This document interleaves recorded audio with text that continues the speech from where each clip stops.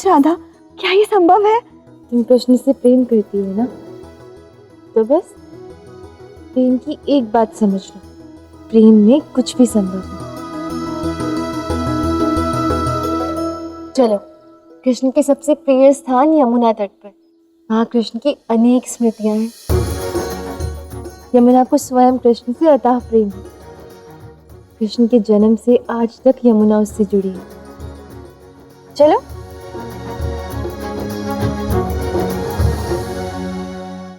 ये राधा और रुक्मिणी कहाँ जा रही है?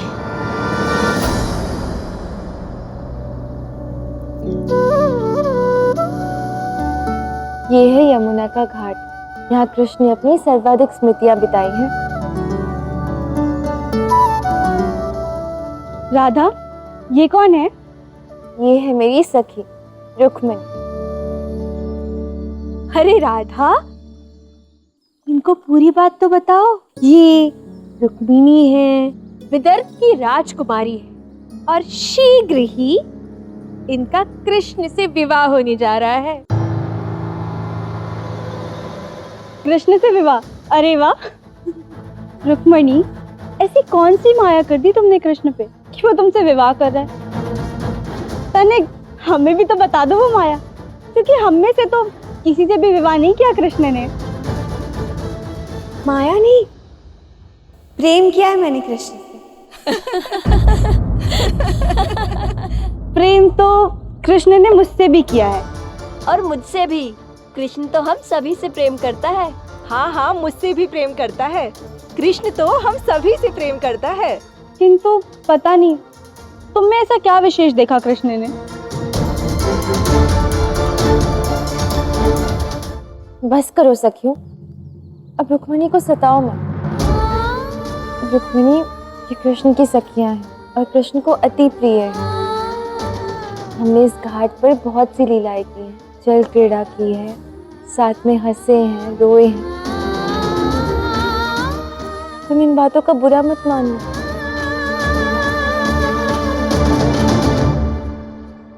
अरे राधा, बुरी बात तो बताओ। इन सारी सखियों ने रात रात भर कृष्ण के साथ रास जो किया, और कृष्ण ने एक एक गोपी के लिए बांसुरी बजाई, वो भी तो बताओ हमारी राजकुमारी जी को। राधा, ये सब क्या है? कौन है ये गोपियां जिनसे कृष्ण का इतना गहरा भावनात्मक संबंध रहा है, और वो भी एक नहीं, अनेक के साथ। देखो, मेरा विवाह होने वाला है कृष्ण के साथ, वो सदा सदा के लिए मेरे होने वाले हैं, तो फिर ये सब मुझे ऐसे कैसे बातें कर सकती हैं राधा? इतना क्रोधित क्यों हो रही हो रुक्मिणी? जो सत्य है हम वही कह रहे हैं। कृष्ण हम सबके हृदय में बसता है, हम उससे और वो हमसे अत्यंत प्रेम करता है। रुक्मिणी देखो, ये सत्य कह रही हैं। कृष्ण इनसे और ये कृष्ण से अत्यंत स्नेह रखते हैं। कृष्ण ने तो इनके भीतर की शक्ति को जगाया है, उसका आभास करवाया है, प्रेम की सही परिभाषा को समझाया है।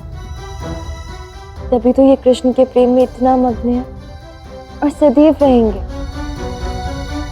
तुम्हारा विवाह कृष्ण से हो रहा है, तभी ये तुमसे थोड़ी हंसी ठिठोली कर रही है। इनसे ईर्ष्या मत करो।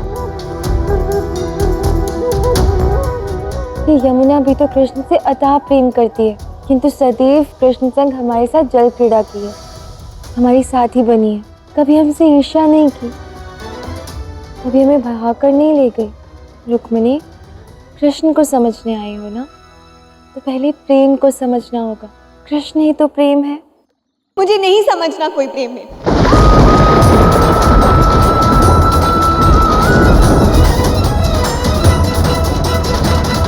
आप लोगों ने कृष्ण के साथ थोड़ा समय क्या बिताया? उन्होंने आप पर थोड़ा ध्यान का दे दिया? आप सब लोगों से प्रेम समझ बैठे। ना एक ही व्यक्ति इतने लोगों से प्रेम कैसे कर सकता है? और ये यदि सत्य है भी, यदि कृष्ण ने आप सबके साथ रास भी किया है, बांसुरी भी बजाई है, तब भी वो सर्वाधिक प्रेम तो मुझी से करते हैं, और इसीलिए वो मुझसे विवाह भी कर रहे हैं। और ये यमुना तो एक नदी है, ये भला कृष्ण से प्रेम कैसे कर सकती है? इसका जल तो इतना मलिन है कि इसमें भला भला कोई जल क्रीड़ा कैसे कर सकता है? मैं तो इसमें अपने पग भी ना दूं।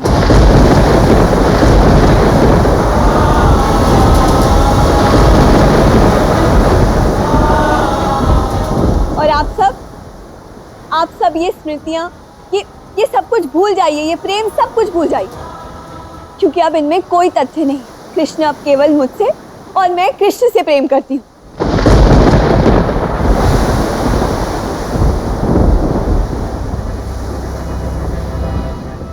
रुक्मिणी देखो, मौन हो जाओ। तुम जो कह रही हो ईशा में आकर कह रही हो। जो कुछ भी कह रही हूँ केवल सत्य कह रही हूँ। और अब तुम इन सब से कहो कि सत्य का सामना करना सीखे।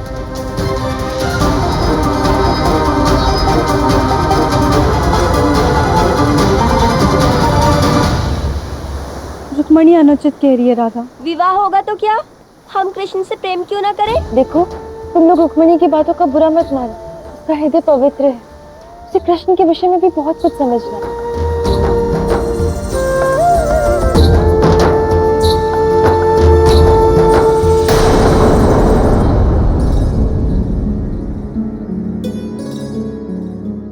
कृष्ण कहाँ हो? शीघ्र आओ।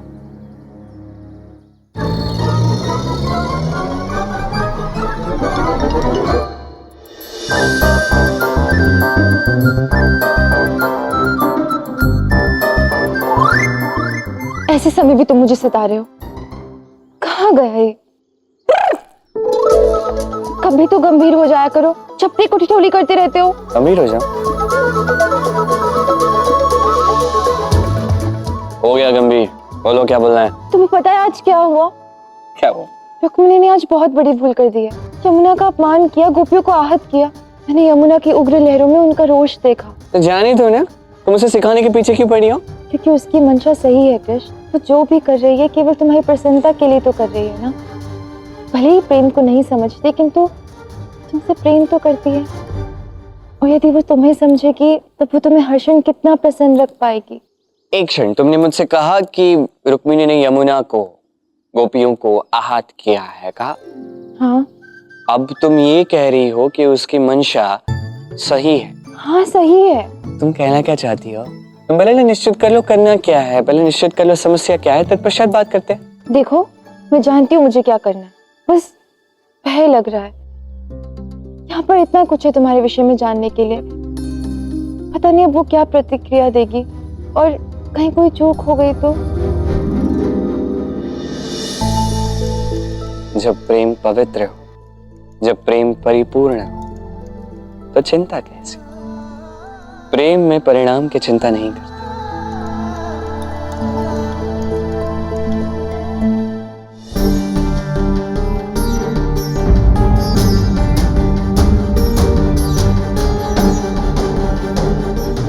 हे महादेव, प्रतीत होता है जो भूल मुझसे हुई उससे कुछ बहुत ही भयानक घटने वाला है।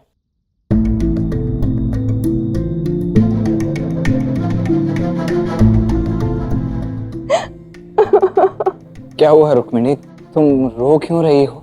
देखो, यदि मेरे कारण से तुम्हें कोई नहीं बलराम दाऊ, आपके कारण नहीं। मेरी आंखों में जो अश्रु है वो कृष्ण की सखियों के कारण है। आप ही बताइए बलराम दाऊ, यदि विवाह से पूर्व आपको पता चलता कि रेवती भाभी के अनेक सखा हैं जिनके साथ उन्होंने अनेक क्रीड़ाएं की हैं, आपको बुरा नहीं लगता? बुरा क्यों नहीं लगेगा? वही तो, मुझे भी बुरा लगा। कुटिला ने मुझे कृष्ण, उनकी सखियों के बारे में ऐसी ऐसी बातें बताई कि वो बातें मेरे हृदय को चीर गई। तो मैंने भी वो सब कुछ कह दिया जो मेरे मन में था, कृष्ण की सखियों से भी और यमुना से भी। ऐसा क्या कह दिया तुमने यमुना से और सखियों से? वही जो क्रोध में मन ने कहा कि यमुना का तट मलिन है, और सारी सखियों से भी कह दिया कि अब वो कृष्ण को भूल जाए। अब कृष्ण उनसे कोई प्रेम वेम नहीं करते, अब वो केवल मुझे चाहते। अब मुझे आत्मग्लानि भी हो रही है। देखो रुक्मिणी, तुम इस प्रकार रुदन मत करो। तुमने जो कुछ भी कहा उससे यमुना को बुरा नहीं लगा होगा, मुझे विश्वास है। और रही बात गोपियों की, तो गोपियों को तो राधा समझा ही लेगी। यमुना को बुरा क्यों नहीं लगेगा? यमुना को बुरा इसीलिए नहीं लगेगा रुक्मिणी, क्योंकि यमुना स्वयं कान्हा से अत्यंत प्रेम करती है। यहाँ तक कि जो कान्हा से प्रेम करते हैं, कान्हा जिनसे प्रेम करता है, उन सबको यमुना कभी स्वयं में डूबने तक नहीं देती। ये कैसे संभव है बलराम दाऊ? मैं कह रहा हूँ संभव है। जानती हो, जब कान्हा का जन्म हो रहा था ना, तब यमुना में भीषण बाढ़ आई थी, किंतु उस भीषण बाढ़ के चलते यमुना ने कान्हा को नदी में डूबने नहीं दिया, उसे नदी पार होने दिया। अरे ये तो कुछ भी नहीं है, हमारी राधा स्वयं एक बार चलकर यमुना की गहराइयों में गई थी और यमुना ने उसे तक डूबने नहीं दी। मैं सबको अपने प्रेम का प्रमाण दूंगी, यमुना के भीतर जाकर दिखा दूंगी कि कृष्ण सबसे अधिक प्रेम मुझसे करते हैं।